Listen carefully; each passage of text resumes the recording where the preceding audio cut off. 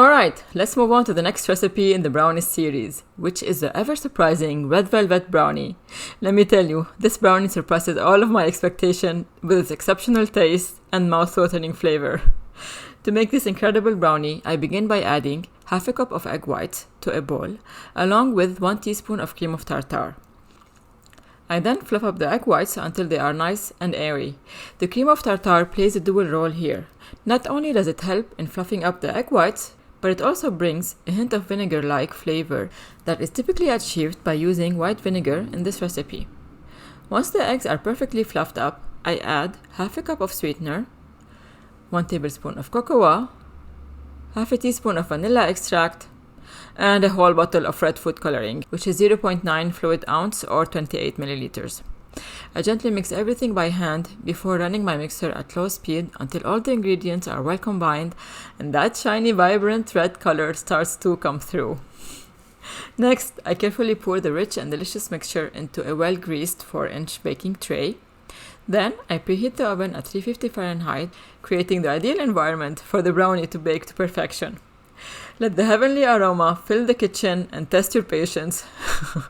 Once the timer goes off, I carefully remove the tray from the oven. As the brownie rests on the counter, its edges slightly crisp and its center irresistibly moist.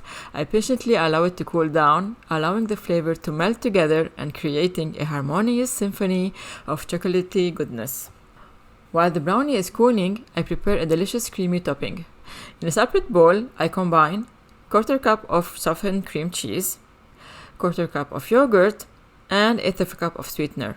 I mix everything together until they are thoroughly combined. If you prefer to keep your recipe low cholesterol, feel free to use dairy-free options. And if you prefer to stick to PSMF-friendly macros, feel free to use low-fat dairy options. As for a more natural sweetener option, you can use maple syrup or honey as your sweetener of choice. Finally, when the creamy mixture is ready, I spread it over the brownies and cut it into 6 pieces. Though I must admit, portion control is quite a challenge when it comes to these irresistible treats.